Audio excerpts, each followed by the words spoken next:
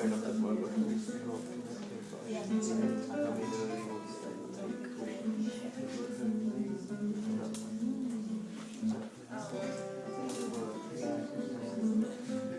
definitely not when you're on hours a day.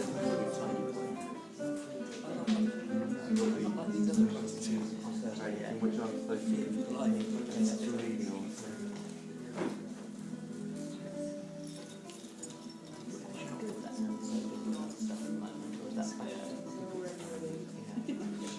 She does generally and with this training thing, the main sort of potential properties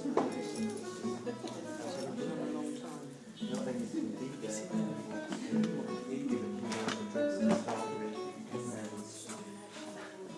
and despite my attempts to say well initially it shouldn't and then but if you send something not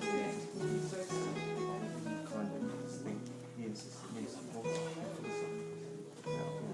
what's basically what's the point of going to he wants to talk about this is what's the one day really where we try to get a bit of a joint sense of the vision and do some training activities. And we don't have time, and what will happen is all he'll do is worry about it because that's a meeting in this term of lunch and has a spot and he turned up she's going to travel goodness only and they reacted quite quickly to it anyway, so I picked that up they all wanted to pick up things she said, what do you mean by that? They were very suspicious that he was suggesting that he was saying he wants to do exercise.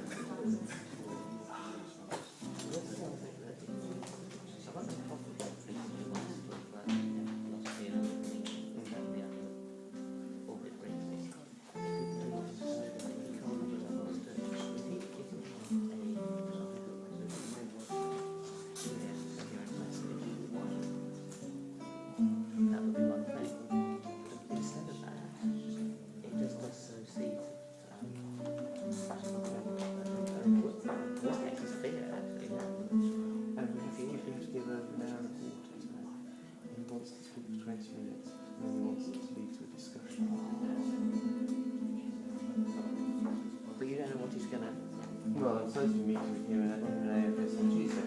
The chances of getting any sense are negligible, aren't they?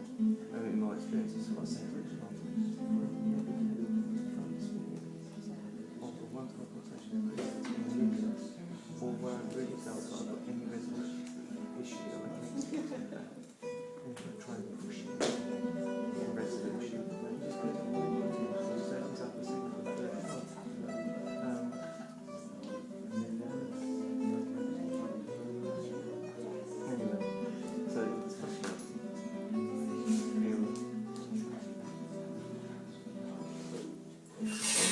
Precious opportunity. Sometimes we see kids that we do kind of we can put them down.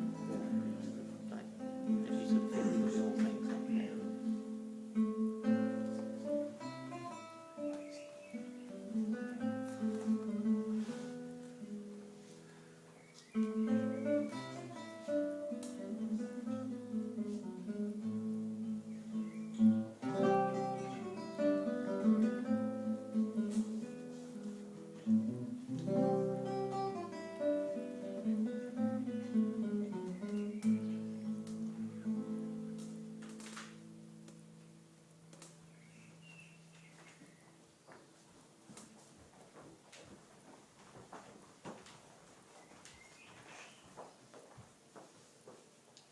Hello, and welcome to this performance of Richard II.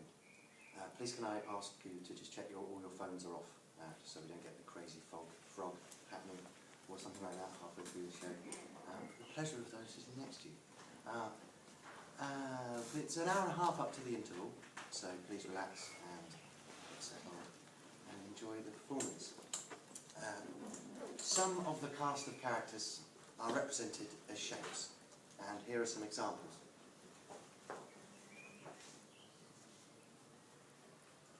This whole shape is Richard II. This whole shape is Henry Bolingbroke, Duke of Hereford, King Richard's cousin. This whole shape is Thomas Mowbray, Duke of Norfolk and close friend of the King.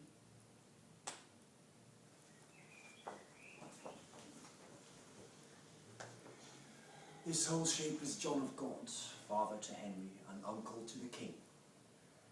This whole shape is the Duke of York, another uncle to the King.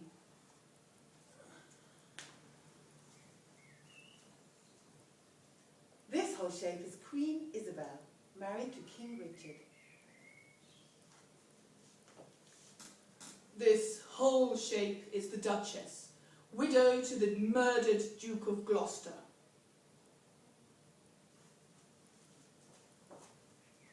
And this whole shape is the Duchess of York, married to the Duke of York and mother to Mal. The Lords of England will be playing like this! No! Or like this! And I am the Lord Northumberland, the Kingmaker.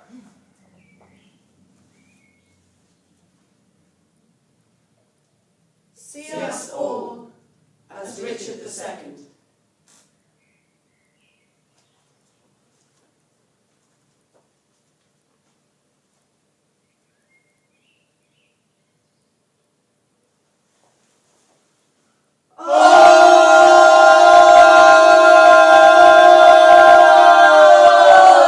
Oh, John of Gaunt, time-honoured Lancaster, hast thou, according to thy oath band, brought hither Henry Hereford, thy bold son, here to make good the boisterous late appeal, which then our leisure would not let us hear, against the Duke of Norfolk, Thomas Mowbray. I have, my liege. Tell me, moreover, hast thou sounded him if he appeals the Duke on ancient malice, or worthily as a good subject should, on some known ground of treachery seen in him?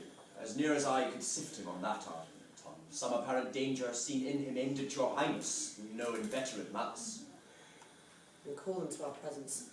Face to face and frowning brow to brow, ourselves shall hear the accuser and the accused freely speak. High stomachs are they both and full of ire. In rage, deaf as the sea, hasty as fire.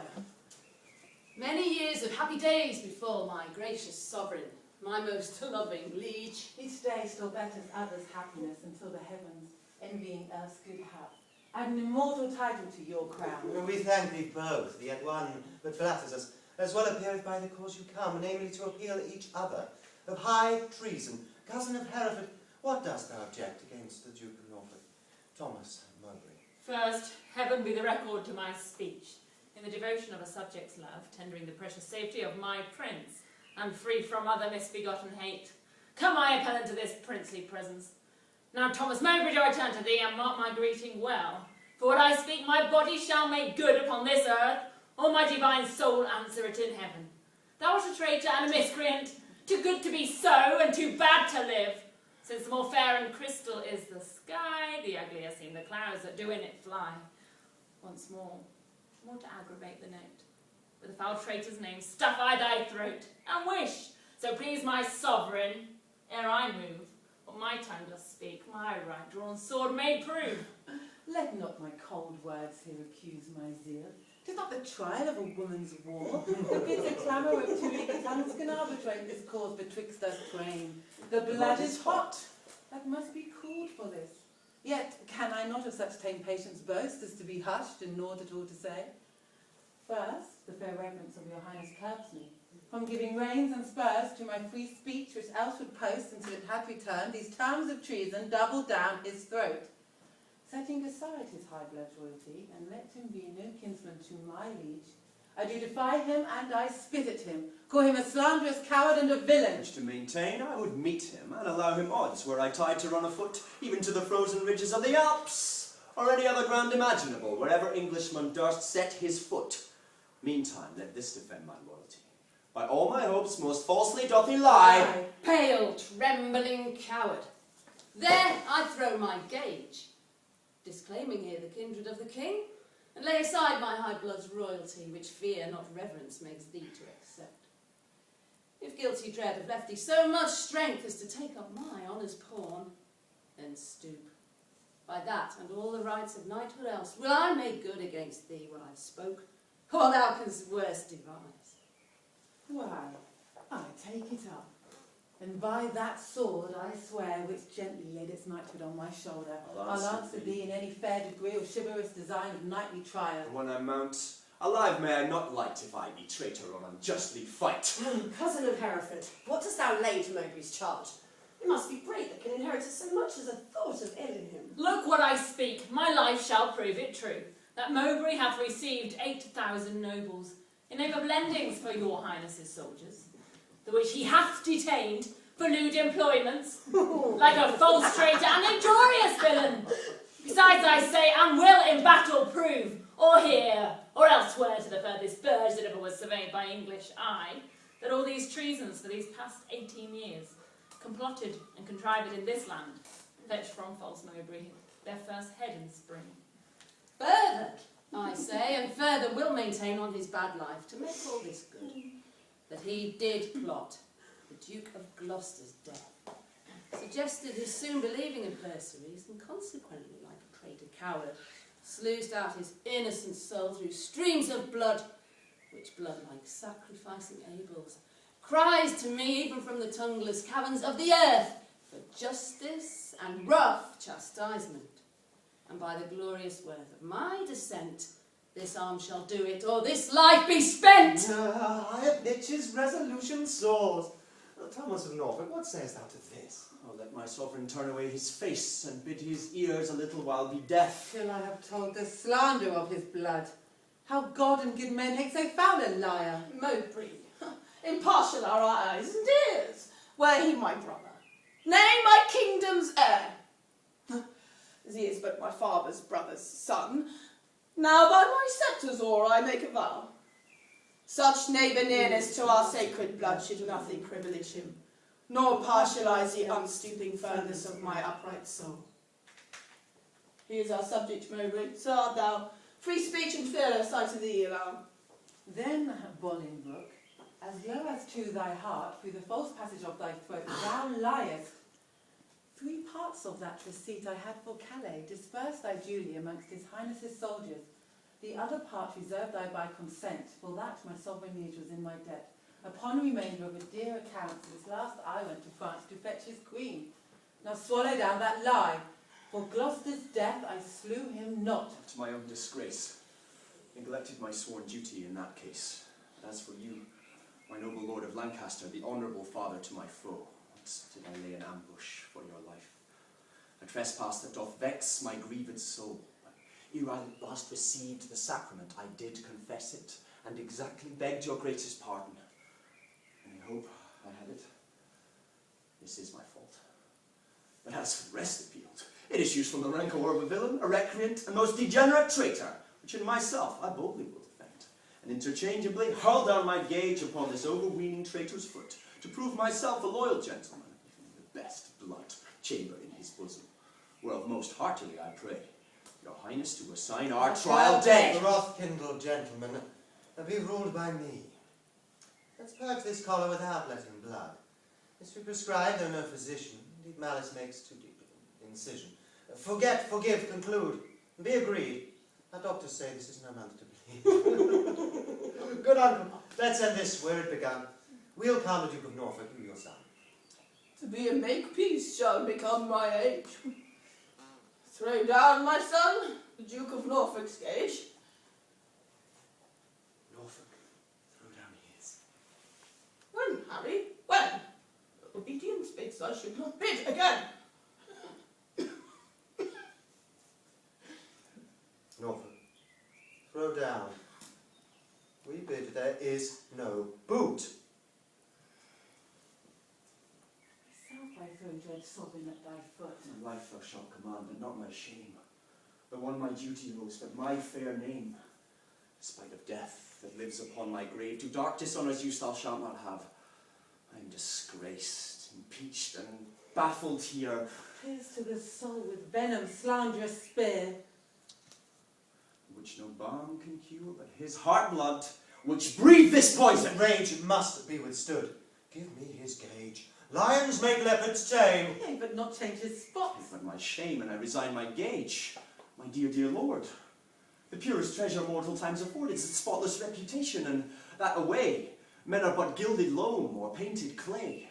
A jewel in a 10 times barred up chest is a bold spirit in a loyal breast. My honour is my life, both grow in one. Take honour from me, and my life is done. And dear my liege, mine honour let me try. For that I live, and for that will I die. Cousin, throw up your gauge. Do you begin? Oh God, defend my soul from such deep sin. Should I seem crestfallen in my father's sight, or with pale beggar fear impeach my height before this outdared dastard? Ere my tongue would wound my honour with such feeble wrong, or sound so base at palm, my teeth would tear the slavish motive of recanting fear, and spit it, bleeding in his high disgrace, where shame doth harbour, even in Mowbray's face. We were not born to sue, but to command. And since we cannot do to make you friends, be ready for your life shall answer it. At Coventry, upon St. Lambert's Day. There shall your swords and lances arbitrate the swelling difference of your settled hate. Since we cannot atone you, we shall see justice design the victor's chivalry. Lord Marshal, command our officers at arms. Be ready to direct these home alarms.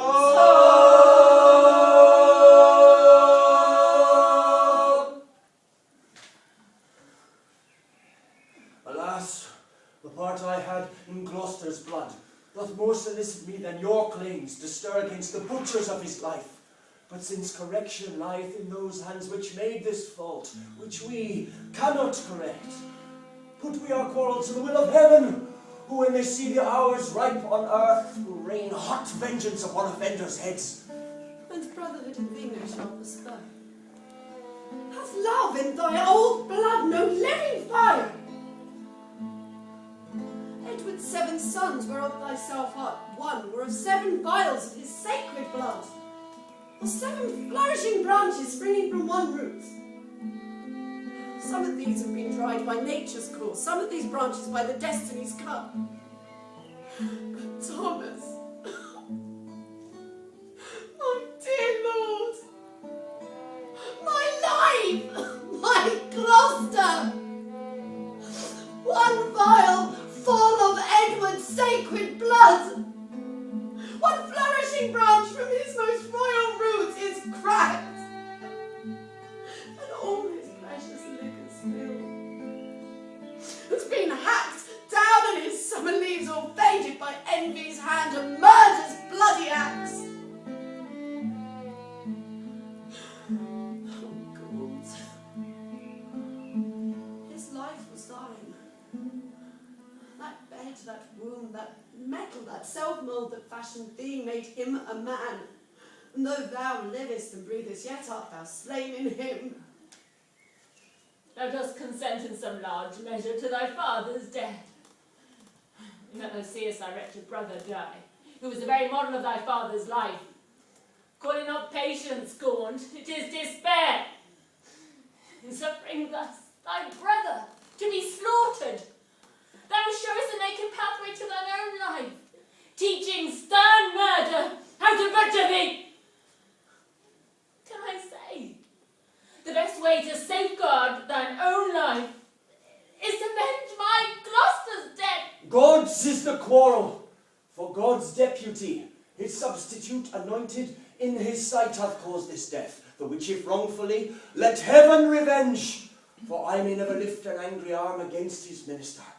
Where then, alas, may I complain myself? To God, the widow's champion in defence.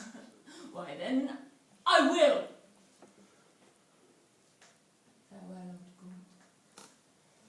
old Gaunt. Thou goest to Coventry, there to behold our cousin Hereford and fell Mowbray fight. Oh, sit my husband's wrongs on Hereford's spear, that it may enter butcher Mowbray's breast. Or if misfortune miss the first career, be Mowbray's sins so heavy in his bosom, they break his foaming coursers back, throw the rider headlong in the lists, a caitiff recreant of my cousin Hereford.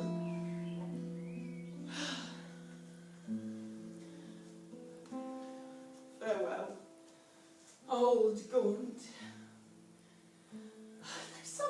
brother's wife, with her companion grief, must end her life. Sister, farewell. I must to Coventry. As much good go with thee as stay with me.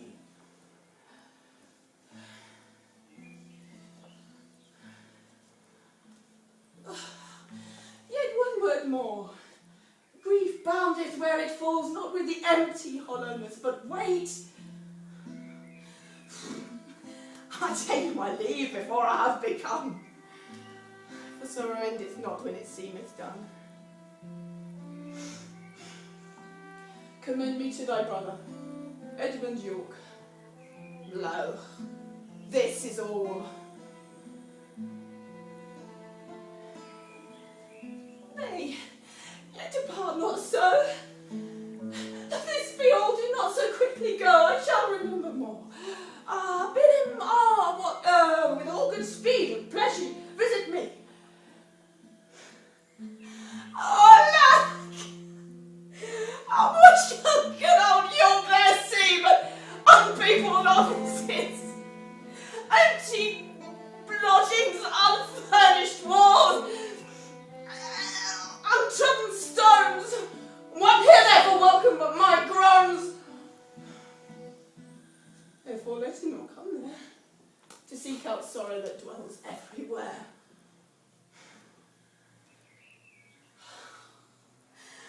Desolate, desolate will I hence and die. The last leave of thee takes my weeping eye.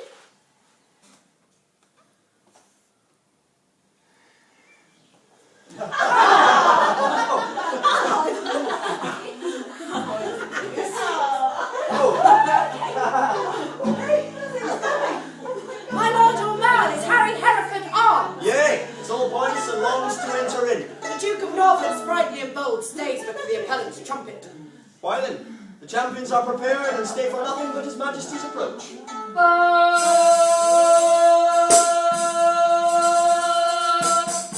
Lord Marshal, demand of yonder champion the cause of his arrival here in arms. Ask him his name, in order to proceed to swear him in the justice of his court. In God's name and the King, say who thou art, and why thou comest hither before King Richard. Against who thou comest, and what thy quarrel. Speak truly on thy knighthood, and so defend thee heaven and thy valour. My name is Thomas Mowbray, Duke of Norfolk, who hither come engaged by my oath, which God defend and knight should violate, both to defend my truth and loyalty to God, my King, and my succeeding issue against the Duke of Hereford that appeals me, and by the grace of God and this mine arm, to prove him, in defending of myself, a traitor to my God, my King, and me. And as I truly fight, defend me heaven. Lord Marshal, ask yonder champion both who he is and why he cometh hither, thus clad in habiliments of war, and formally, according to our law, depose him in the justice of his cause. In God's name and the King, say who thou art, and why thou comest hither before King Richard in his royal lists. Against who thou comest, and what thy quarrel. Speak truly on thy knighthood, and so defend thee heaven. Harry of Hereford, Lancaster and Derby am I, who ready here do stand in arms, to prove by God's grace and my body's valour, on Thomas Mowbray, Duke of Norfolk, that he is a traitor, foul and dangerous, to God of heaven, to King Richard and to me. And as I truly fight, defend me heaven. No one be so daring or foolhardy as to touch the royal lists, save the Lord Marshal and those officers directed to command these fair designs.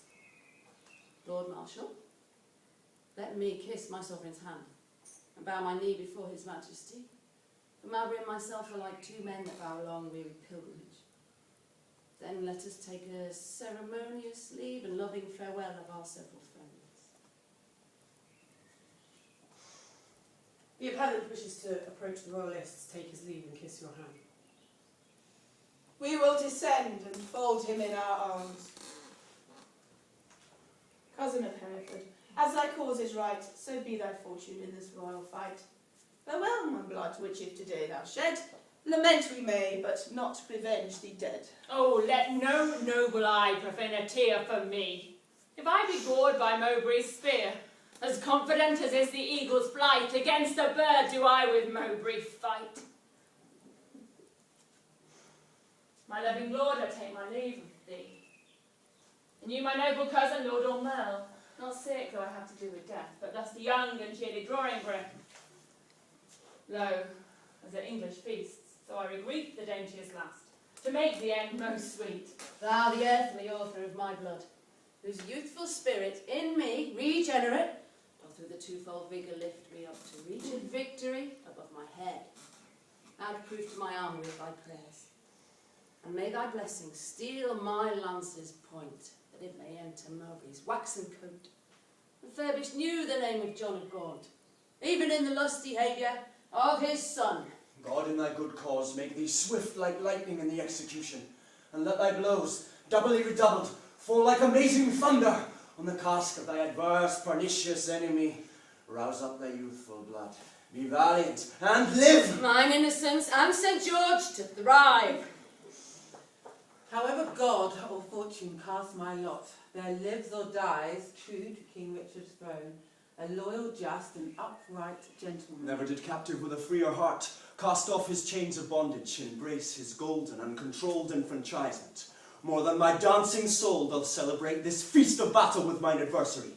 Most mighty liege and my companion peers, take from my mouth the wish of happy years.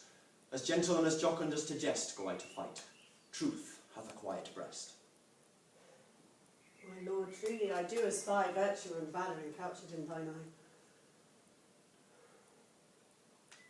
Order the trial, Marshal, and begin. Go bear this lance to Harry, Duke of Hereford, Lancaster, and Derby. Strong as a tower in hope, I cry, Amen! Or bear this lance to Thomas, Duke of Norfolk. Harry of Hereford, Lancaster and Derby, here stands for God, his sovereign and himself, upon pain to be found false and recreant, and to prove the Duke of Norfolk, Thomas Mowbray, a traitor to his God, his king, and him, and dares him to set forward to the fight.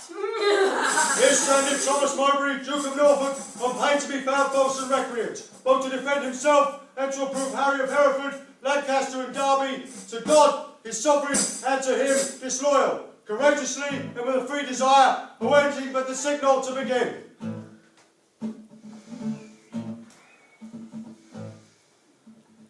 Sound trumpets and set forward combatants!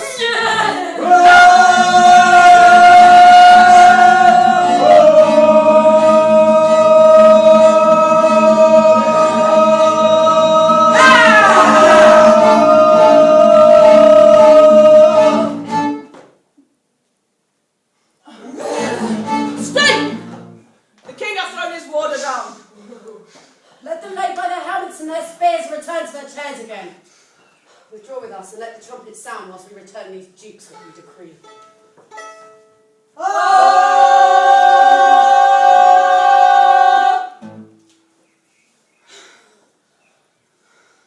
Lord Marshal, command of yonder men.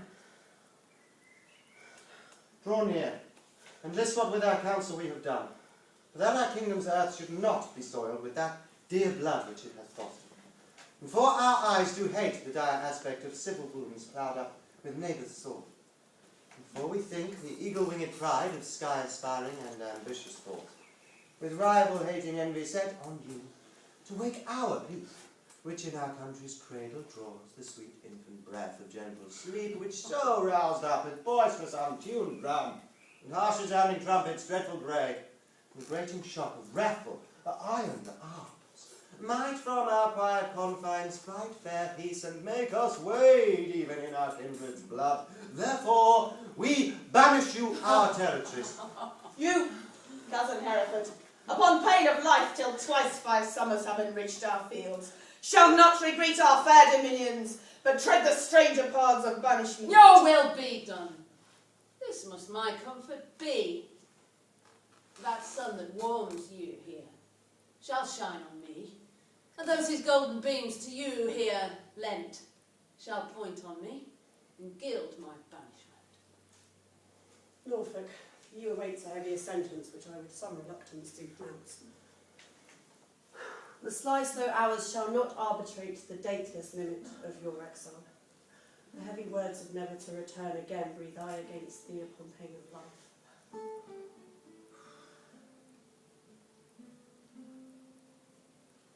A heavy sentence, my sovereign liege, and one all unlooked for from your highness' lips. A dearer merit, not so deep a main, must have been cast forth at the common air, have I deserved at your highness' hands.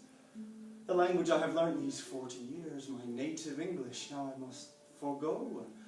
Now my tongue's used to me is no more than an unstringed viol or harp, or like a cunning instrument cased up, or being tuned put into his hands that knows no touch to tune the harmony.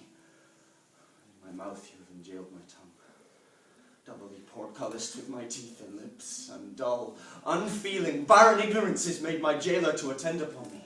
I'm too old to fawn upon a nurse, too far in years to be a pupil now. What have I then but speechless death, which robs my tongue from breathing native breath? Boots not to be compassionate. After our sentencing, pain comes too late. Then thus I turn me from my country's light, to dwell in solemn shades of endless night. Return again, and take an oath with thee. Lay on our royal sword your banished hands, and swear by their duty you owe to God. Our part therein we banish with yourselves, to keep the oath that we administer. You never shall, so help you truth and God, embrace each other's love in banishment, nor never look upon each other's face, nor never write, regreet, nor reconcile this lowering tempest of your homebred hate, nor never by advised purpose meet to plot, contrive, or complot any ill against us, our state, our subjects, or our land. I swear. And I to keep all this. Norfolk, as far as to thine enemy, by this time hath the king permitted us, one of our souls with a wounded in the air, banished this frail sepulchre of flesh, as now our flesh is banished from this land. Confess thy treasons, and have flied around since thou hast far to go, bear not along the clogging burden of a guilty soul. No, Bolingbroke. If ever I were traitor, I'd be blotted from the book of life, or banished from heaven as from hence. But what thou art, God, thou, and I do know, and all too soon I fear the king shall rule. Farewell, my liege. Now no way can I stray, save back to England. All the world's on my way.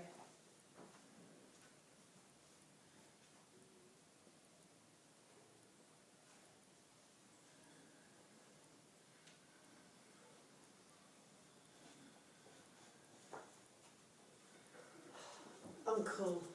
Now, even through the glasses of thine eyes I see thy grievous heart. Thy sad aspect hath from his banished years but 4 away. 6 frozen winters spent, return him welcome from banishment. How long a time lies in one little word. 4 lagging winters and 4 wanton springs end in a word. Such is the breath of kings. I thank my liege that in regard of me he shortens 4 years of my son's exile, but little vantage shall I reap thereby. For ere the 6 years he hath to spend can change their moons and bring their times about. My oil-dried lamp and time-be-wasted light shall be extinct with age and endless night. My inch of taper shall be burnt and done. Blindfold death not let me see my son. My uncle, thou hast many years left to live. Not a minute thou canst give. Shorten my days thou canst with sullen sorrow, and pluck nights from me, but not lend a morrow. Thou canst help time to furrow me with age, but stop no wrinkle in his pilgrimage. Thy word is current with him, for my death, my dead. Thy kingdom cannot buy my breath. Thy son is banished upon good advice, whereupon thy tongue a party verdict gave. So why choosest thou now to allow it? Things sweet to taste in digestion prove sour. Oh, you ask me as a judge how had you bid me argue like a father, how I would have made my journey So much more mild. Partial slander sought I to avoid, and in the sentence my own life destroyed. Alas, I looked when some of you should say I was too quick to make mine own away. But you gave leave to my unwilling tongue, against my will, to do myself this wrong. Cousin. Oh well, Uncle, but it's so. 6 years we banished him, he would go.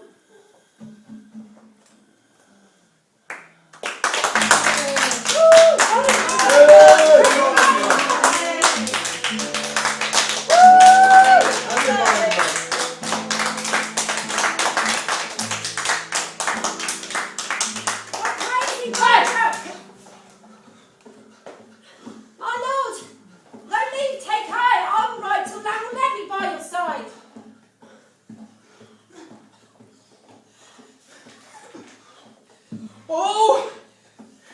To what purpose dost thou hold thy words, that thou returnest no greeting to thy friends? I have too few to take my leave of you. When the tongue's office should be prodigal to breathe the abundant dolour of the heart. Thy grief is but thy absence for a time. Joy absent, grief is present for that time. What is 6 winters? They are quickly gone. To men in joy, but grief makes 1 out of 10. Oh, call it a travel that thou takest for pleasure. My heart will sigh when I miscall it so, which finds it an enforced pilgrimage. The sullen passage of thy weary steps esteem as foil, wherein thou art to set the precious jewel of thy home return. Nay, rather every tedious stride I make will but remember me what a deal of world I wander from the jewels that I love. Must I not serve a long apprenticeship to foreign passages, and in the end, having my freedom, boast of nothing else that I was a journeyman to grief? All places that the eye of heaven visits are to a wise man, ports and happy havens. Teach thy necessity to reason thus. There is no virtue like necessity. Think not the king banished thee, but thou, the king. Woe doth the heaviest sit when it perceives it is but faintly born. Go forth and say I sent thee on for valour, and not that the king exiled thee. Oh, suppose devouring pestilence hangs in our air, and thou art flying to a fresher clime. Look what thy soul holds dear. Imagine it to lie which way thou goest, not whence thou comest. Suppose the grass whereon thou treadst, the presents strewed, the singing birds musicians. The flowers fair ladies, and the steps thou takest no more than the measure of a dance. For gnarling sorrow hath less power to bite, the man that mocks it and sets it light.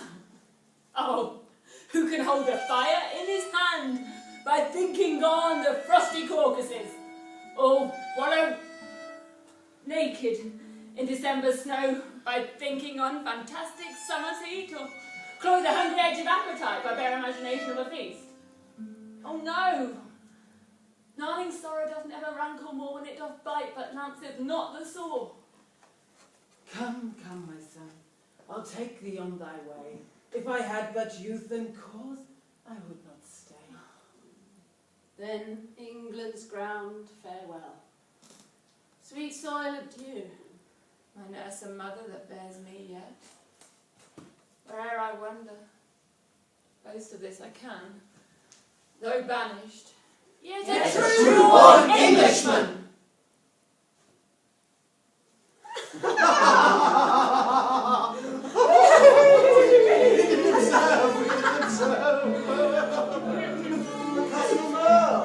Say, how far brought you High Hereford on his way?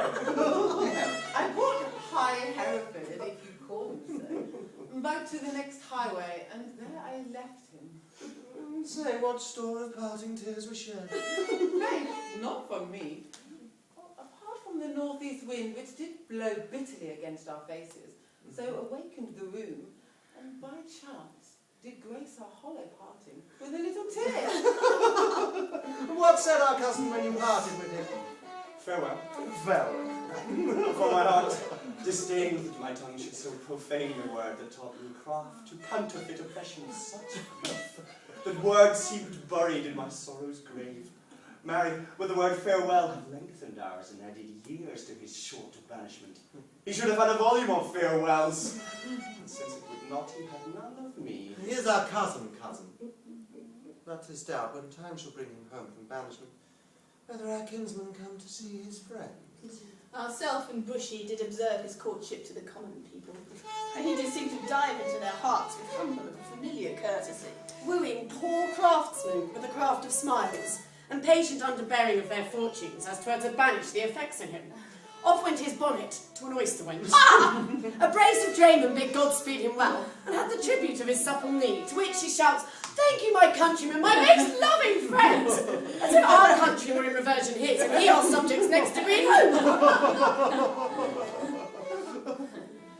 And he is gone, and with him go these thoughts. Now for the rebels that stand out in Ireland.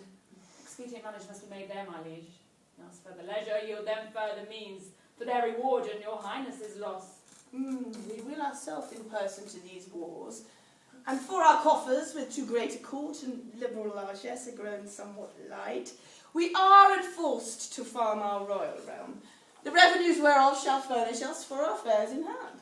If that comes short, our substitutes at home shall have blank charters, whereto when they shall know what men are rich, they shall subscribe them for large sums of gold, and send them after to supply our wants.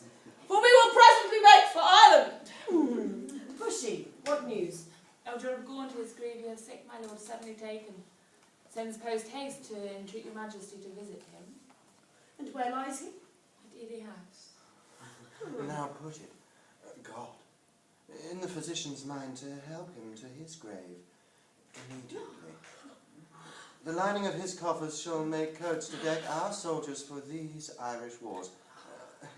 Come, gentlemen, let's all go visit him. Pray God we make haste and come too late.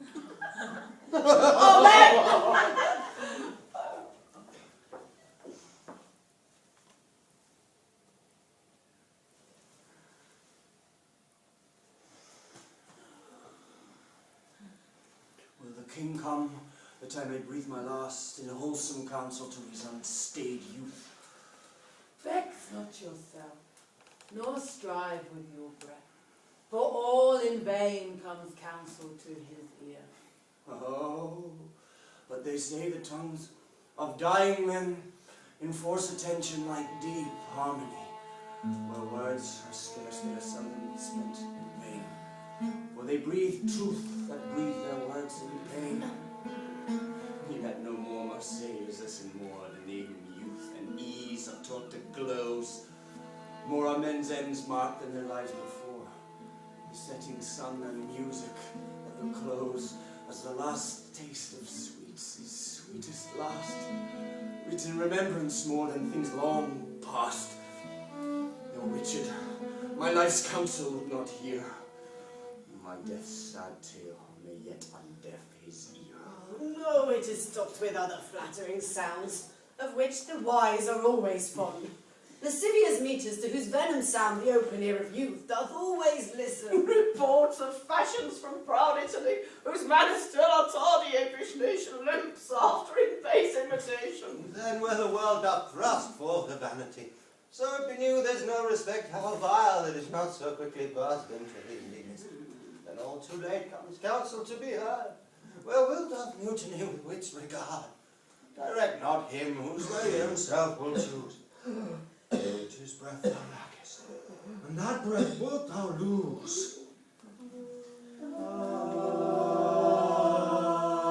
Methinks I am a prophet, new inspired, and thus expiring do foretell of him.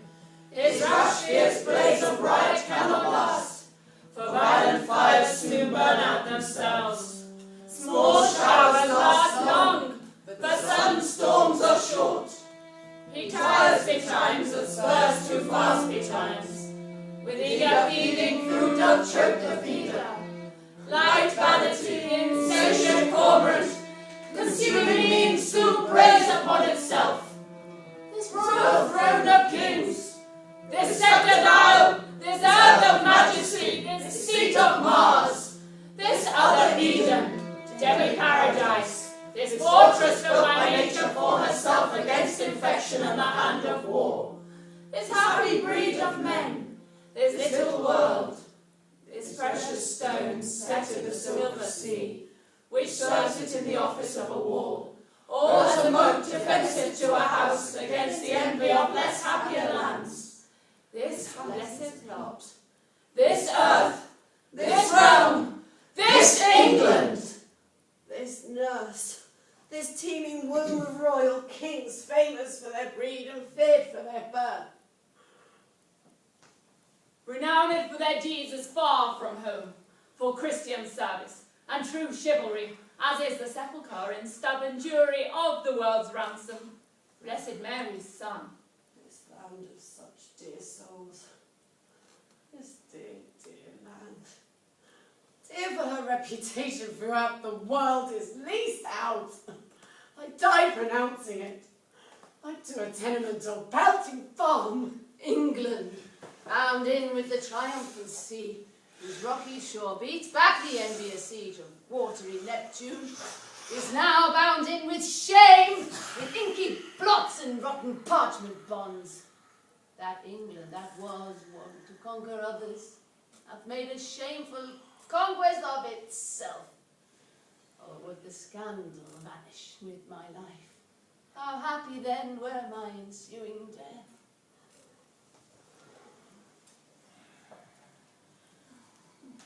The king has come. Deal mildly with his youth. For young hot coats being raised, do rage the more.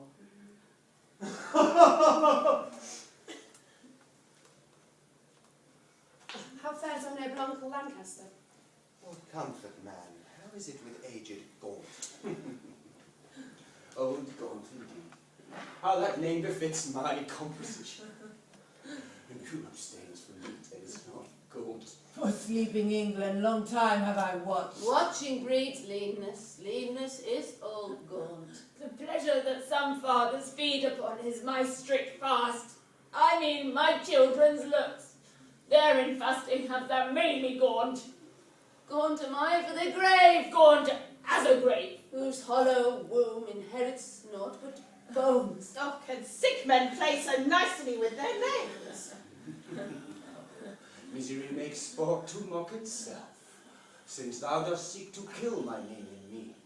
I mock my name, great king, to flatter thee.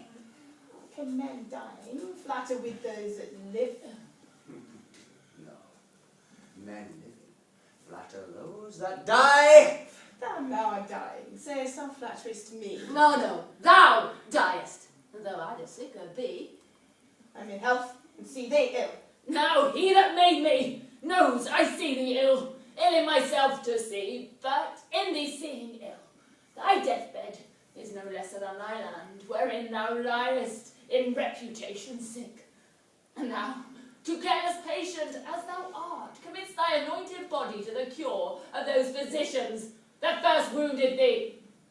1,000 flatterers sit within thy crown, whose compass is no bigger than thy head, and yet encaged in so small a verge. The waste is no whit lesser than thy land. Oh, had thy grandsire with the prophet's eye seen how his son's son should destroy his sons, from forth thy reach he would have laid thy shame, deposing thee before thou wert possessed what art possessed, now to depose thyself. Landlord of England art thou now, not king. The land of the law is bond-slave to the law, and A thou... lunatic, lean-witted fool! Presuming on an ague's privilege, how darest with thy frozen admonition make pale our cheek, chasing the royal blood with fury from his native residence?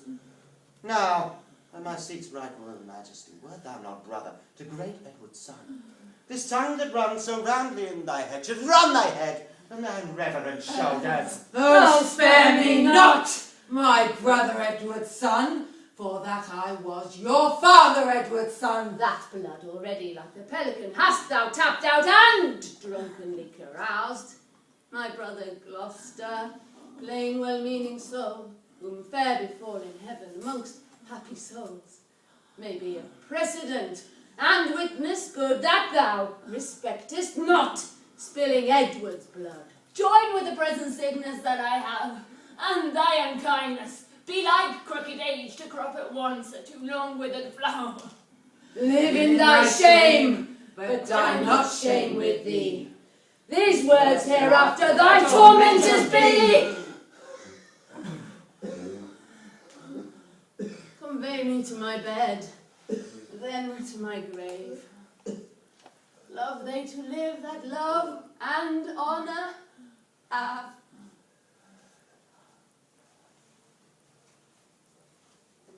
And let them die that age and sons have. For both hast thou, and both become the grey. I do beseech your majesty, impute his words to wayward sickliness and age in him. He loves you all my life and holds you dear as Harry, Duke of Hereford, were he here. Right. You say true, as Hereford's love so his, as theirs, so mine. And all be as it is. My lord, old Gaunt commends himself to you. Oh, what says he? Nay, nothing. All is said. Words, life, and all old Lancaster hath spent. York, the next that must be bankrupt so. Though death be poor, it ends a mortal woe. The ripest fruit first falls, and so doth he. His time is spent. Our pilgrimage must be so much for that. And now for our Irish wars. We must supplant those rough, rug-headed kerns, which live like venom when a venom else, but only they, privileged to live. And for these great affairs we do ask some charge. Towards our assistance we do seize to us the plate, coin, revenue, and movables, whereof our Uncle Gaunt did stand possessed. How long shall I be patient? How long shall tender duty make me suffer wrong? Not Gloucester's death, or Gaunt's rebukes, or the prevention of Bolingbroke about his marriage, or my own disgrace, or England's private wrongs, has ever made me sour my cheek, or bend one wrinkle on my sovereign's face. I am the last of noble Edward's sons, whom thy father, Prince of Wales, was first. In war was never lion raged more fierce, in peace was never gentle lamb more mild, than was that young and princely gentleman. His face thou hast, for even so looked he accomplished with the number of thy hours. And when he frowned, it was against the French, and not against his friends. His noble hands did win what he did spend, and spend not that which his triumphant father's hands had won. His hands were guilty of no kindred blood, but blooded with the enemies of his kin. Oh, Richard, York is too far gone with grief, or else he would never compare between. Why, uncle, what's the matter? Pardon me. If not, I please not to be pardoned and content with all. Seek you to seize and grip into your hands the rights and royalties of banished Hereford. Is not Gaunt dead, and doth not Hereford live? Is not Gaunt just, and is not Harry true? Did not the one deserve to have an heir, and is not his heir a well-deserving son? Oh, if you do wrongfully seize Hereford's rights, you take from time his charters and his customary rights. Let not tomorrow then ensue today, be not thyself. But how art thou king but by fair sequence and succession? If thou do wrongfully seize Hereford's rights, call him his attorney general's letters to sue his livery, and deny his offered homage, you pluck 1,000 dangers on your head. You lose 1,000 well-disposed hearts, and prick my tender patience to those thoughts which honour and allegiance cannot think. Think what you will. We seize into our hands his plate, his goods, his money, and his lands. Well, I'll not be by the while. My lord, farewell. What ensues hereof, there's none can tell. But by bad causes may this be understood, these events will ne'er turn out good. Go, Bushy, to the Earl of Wiltshire's Strait. Bid him repair to us to Ely House to see this business. Tomorrow next we will for Ireland and this time I trow, and we do create in absence of ourselves our Uncle York, Lord Governor of England, for he is just and always loved us well. Come on, our Queen, tomorrow we must part. Mary, that time stays short.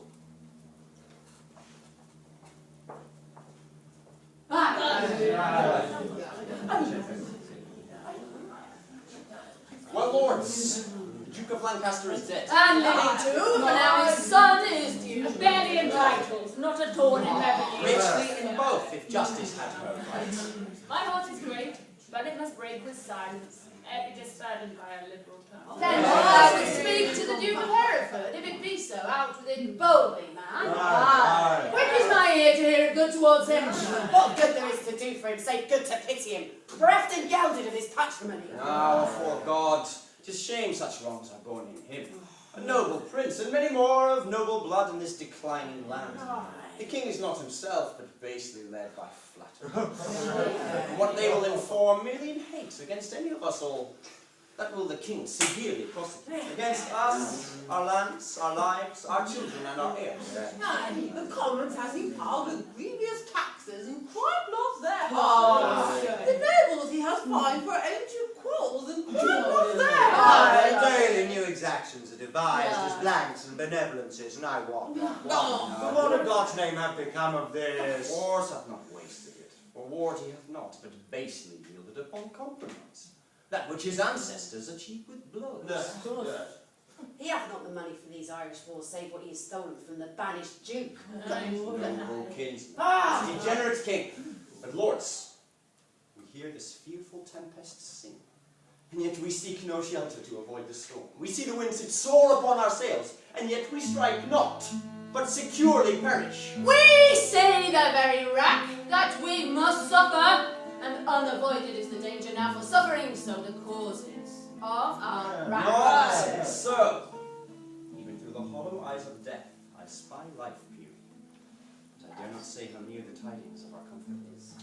Be confident to speak, Northumberland. Think of us as but thy thoughts, therefore be bold, man. Then thus.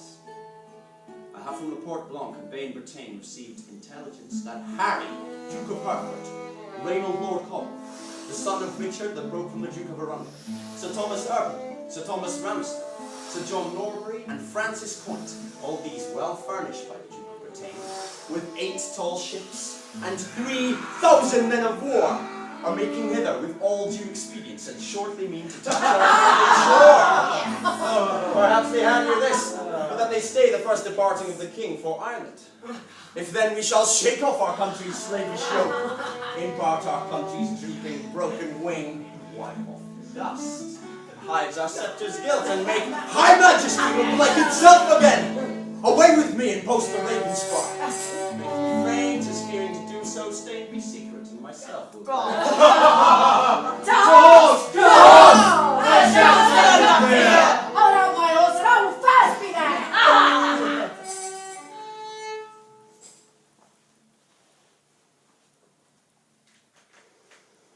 Madam, your majesty is too much sad. You promised when you parted with the king to lay aside life-harming heaviness and entertain a cheerful disposition. To please the king I did, but to please myself I cannot do it. Yet I know no cause why I should entertain such a guest as grief, save bidding farewell to so sweet a guest as my sweet Richard. Yet again methinks some unborn sorrow ripe in fortune's womb is coming towards me. My inward soul nothing trembles. At something I grieve more than with my parting from my lord the king. Each substance of a grief hath 20 shadows, which show like grief itself, but it is not so, for sorrow's eye, glazed with blinding tears, divides one thing entire to many objects, like perspectives, which, rightly gazed upon, show nothing but confusion. I'd awry distinguish form. So your sweet majesty, looking awry upon your lord's departure, finds shapes of grief more than himself to wail, which looked on as it is naught but shadows of what it is not. Then thrice, gracious queen, weep not, or is not seen, or if it be, it is with false sorrow's eye, which for things true weeps things imaginary. It may be so, yet my inward soul persuades me it is otherwise. However it be, I cannot but be sad, so heavy sad, as though on no thought I think, with heavy nothing faint and shrink. 'Tis nothing but conceit, my gracious lady. 'Tis nothing less. Conceit is still born from some forefather grief, yet mine is not so. For nothing hath begot my something grief, or something hath the nothing that I grieve. 'Tis in reversion that I do possess. But what it is, I cannot yet name what. I cannot name, 'tis nameless woe I wot. God save your majesty and well met, gentlemen. I hope the king is not yet shipped for Ireland. Why hopest thou so? 'Tis better hope he is. His designs crave haste, his haste good hopes. Why hopest thou he has not shipped? That he, our hope, might have retired his power and driven into despair an enemy's hope, who strongly hath set footing in this land. The banished Bolingbroke repeals himself and with uplifted arms is safe arrived at Ravensburg. Now God in heaven forbid. Oh, madam, 'tis too true. And that is worse, the Lord Northumberland, his young son Henry Percy, the Lords Ross, Beaumont, Willoughby, all of their powerful friends are fled with him. Why have you not proclaimed Northumberland and all the rest revolted faction traitors? We have. Whereupon the Earl of Worcester broke his staff of office, retired his stewardship, and all the household servants fled with him So to green, Bolingbroke. so green, thou art the midwife to my woe. Bolingbroke, my sorrow's dismal heir. Now hath my soul brought forth her prodigy, and I, a gasping, new-delivered mother, have woe to woe and sorrow to sorrow joined. Despair not, madam. Who shall hinder me? I will despair,